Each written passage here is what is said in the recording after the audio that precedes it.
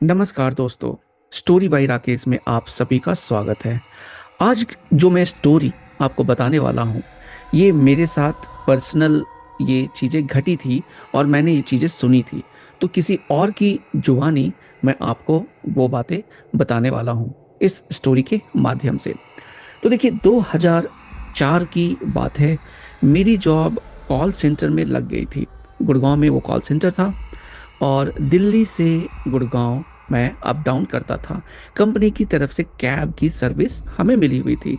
तो स्टार्टिंग में call centre में तो प्रॉब्लम हुई थी, क्योंकि डे शिफ्ट, फिर एक महीने के बाद नाइट शिफ्ट, ऐसे हम लोगों का शिफ्ट चेंज होता था। और इस कारण से 2-3 महीने के बाद फाइनली मुझे आदत हो गई थी कि किस तरीके से नाइट शिफ्ट को मैनेज करना है और किस तरीके से डे शिफ्ट को मैनेज करना है। इसी बीच गुड़गांव काफ़ी तेज़ी से प्रोग्रेस कर रहा था। गुड़गांव में बीपीओ, केपीओ, आईटी जॉब्स काफ़ी भरी पड़ी थी और काफ़ी सारे जॉब्स के ऑफर्स भी आते रहते थे। उस समय जो कैब ड्राइवर्स हैं वो भी अच्छे खासे पैसे कमा लेते थे, क्योंकि बहुत सारे कॉल सेंटर्स गुड़गांव में ओपन हो रहे थे और इस कारण से पूरे दिन एक कैब ड्राइवर जो होता है बिजी रहता था। सुबह शाम इतने सारे जॉब्स के ऑफर्स कैब ड्राइवर्स के लिए भी अवेलेबल थे। आई होप आज भी होंगे, बट उस टाइम पर दोस्तों काफ़ी बूम पे थे। और जब हम दिल्ली से धौला कुआं होते हुए जब गुड़गांव जाते थे, तो एक बड़ी बिल्डिंग आज भी होगी, वो थी एक शिप वाली बिल्डिंग। तो उस शिप वाली बिल्डिंग से पता चलता था कि हाँ, अब हम गुड़गांव में आ गए हैं। तो वो भी एक दौर था और आज तो पूरा का पूरा गुड़गांव काफ़ी दूर तक आपका बसा हुआ है। तो चलिए अपनी स्टोरी पे वापस आते हैं। और देखिए, उस टाइम 2-3 महीने मुझे जॉब करते करते हो चुके थे और इस कारण से आते जाते जितने मेरे साथ जो दोस्त थे, सेम ऑफिस में जॉब करते थे, जिनका पिकअप और ड्रॉप साथ में होता था, अच्छी खासी हम लोगों की दोस्ती हो गई थी। तो उस उन लोगों के साथ साथ हम कैब ड्राइवर्स को भी अच्छे से जानने लग गए थे, समझने लग गए थे। तो 3-4 कैब ड्राइवर्स हमारे परमानेंट थे, जो हमेशा कभी मिस्टर ए, मिस्टर बी, ऐसे आप मान सकते हो, अलग अलग लोग हमें छोड़ने जाते थे और पिकअप करते, मतलब पिकअप एंड ड्रॉप वो करते थे। तो ये जो घटना है अराउंड मेरे ख्याल से दिसंबर के महीने की है, 2004 की। और रात के 4 बजे मैं अपने दोस्त के साथ कॉल सेंटर से नीचे उतरता हूँ चाय पीने के लिए। उस टाइम पर होता क्या था कि call centre day and night हमेशा चालू रहते थे। तो इस कारण से नाइट शिफ्ट करने वाले जितने लड़के थे या लड़कियां थी, उनको सुट्टा मारने की आदत होती थी। तो सुट्टा मारने वो नीचे जाते थे। तो नीचे जाते थे तो वहाँ चाय ले लिया, सिगरेट ले लिया, कुछ कुछ लोगों ने मैगी बनवा लिया। तो इस तरीके से वहाँ पर आपको हमेशा कॉल सेंटर के बाहर में चाय वाले तो मिल जाते थे। उस रात हुआ क्या कि हमारे जो एक अंकल है और एक भैया, ये दो ड्राइवर्स हमें वहीं पर चाय पीते हुए मिल गए। तो पूछते हैं अंकल कि अच्छा, शिफ्ट में क्या छुट्टी हो गई क्या? हमने कहा नहीं नहीं, ब्रेक है, छुट्टी अभी कहाँ, 2 घंटे बाद आप ही तो हमारा ड्रॉप करोगे। तो उसने कहा कि हाँ, मैं तो मजाक कर रहा हूँ, तो चाय वाय पी लो अच्छे से। और फिर वो दोनों बात करने लग गए। तो अचानक से बात करते करते वो अंकल बोलते हैं कि मैंने भी देखा था भूत को। अब मैंने कहा कि भूत? अंकल क्या हो गया, भूत आप बता रहे हो क्या? मैंने बड़ा सुना हुआ है इधर, भूत भूत की बातें बड़े ड्राइवर्स करते हैं, क्या हुआ है? तो अंकल बताते हैं, यार देखो, मैंने एक भूत देखा। मैंने कहा भूत देखा, कौन सा भूत, बताओ जरा हमें। तो अंकल बोलते हैं कि 2 दिन पहले की बात है। वो अपनी कैब को कुछ लोगों के साथ ड्रॉप करने के लिए जा रहे थे। अब जो उन्होंने रास्ता ड्रॉप करने का चुना था, वो द्वारका वाला चुना था। तो होता क्या था दोस्तों, गुड़गांव से दिल्ली जाने के लिए एक शॉर्टकट है द्वारका का। अब शायद वो अच्छा खासा रूट बन चुका होगा, बट उस टाइम पर वो रोड सही नहीं था और कुछ लोग शॉर्टकट के चक्कर में उधर द्वारका होते हुए दिल्ली में प्रवेश करते थे गुड़गांव से।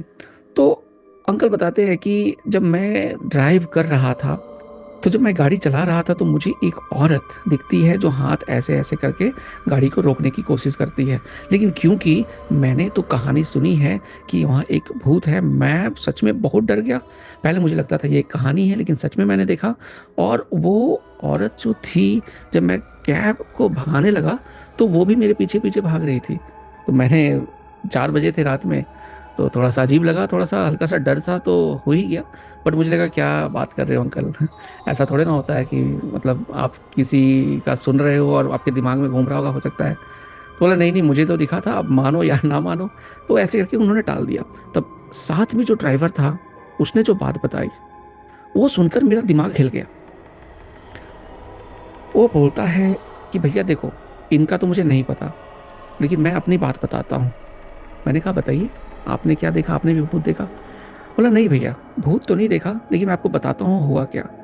एक रात को मैं 4 लोगों को ड्रॉप करने के लिए ले जा रहा था, और जब एक एक करके मैंने दिल्ली में 3 लड़के और एक लड़की, इन चारों को ड्रॉप कर दिया।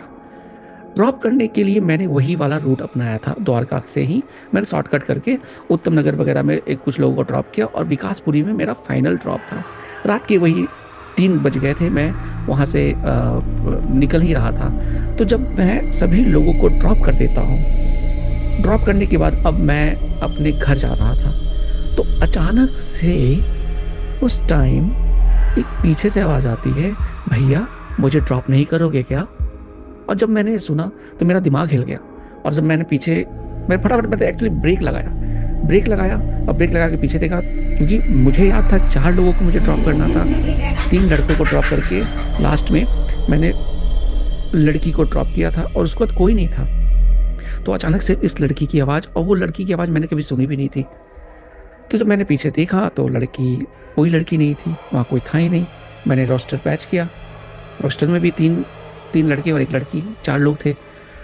और उस दिन मुझे समझ में सीरियसली नहीं आया भैया, और मैं आज तक उस चीज़ को फील करता हूँ कि वो कौन था, और उसके बाद ऐसा हुआ तो नहीं मेरे साथ, लेकिन वो आवाज़ मुझे आज भी याद है कि भैया मुझे ड्रॉप नहीं करोगे क्या? तो ये सुनकर दोस्तों मैं काफ़ी, सच में बताऊँ तो डर गया, और मैंने उस चीज़ को फील किया। और आज भी सोचो, वो इतनी सारी चीज़ें होती हैं हमारी लाइफ में, लेकिन 2004 की वो बात मुझे आज भी, 20 साल होने वाले हैं, 20 ईयर्स, लेकिन आज भी मुझे वो बातें मेरे दिमाग में हैं। क्योंकि जिस तरीके से वो बंदा मुझे वो स्टोरी बता रहा था, कहीं से ऐसा नहीं लग रहा था कि वो झूठ बोल रहा है। और अंकल का तो मैं 1% मान भी लूँ, क्योंकि थोड़े कॉमेडियन टाइप के थे और इधर उधर की बातें करते थे। लेकिन फिर बाद में मैंने रिसर्च किया इंटरनेट पे, तो द्वारका पे एक औरत कार के पीछे भागती है, कार को रोकती है, कार में ड्रॉप मांगती है, कहती है कि मुझे छोड़ दो। तो ये हॉन्टेड स्टोरीज वहाँ पे आज भी, अगर आप यूट्यूब पे देखोगे तो कई सारी स्टोरीज आपको द्वारका सेक्टर 9 की एक पेड़ की, जहाँ पर वो भूत मिलती है, वो औरत मिलती है, उसकी कहानी आपको मिलेगी। लेकिन ये जो कैब में जो हुआ उस ड्राइवर के साथ, ये और जिस तरीके से उसने बताया, आई एम डैम श्योर कि वो बंदा झूठ नहीं बोल सकता। वो डरा हुआ था और वो बहुत घबराया हुआ था, और उस बात को मैं आज भी नहीं भुला पाया हूँ दोस्तों। और इस कारण से आज मैं आपको ये Gurgaon call centre cab story बता रहा हूँ। तो आई होप दोस्तों ये आपको वीडियो पसंद आई होगी। वीडियो पसंद आई तो इस वीडियो को लाइक कीजिए, मेरे चैनल को सब्सक्राइब कीजिए। मिलता हूँ अगली वीडियो में। जय हिंद।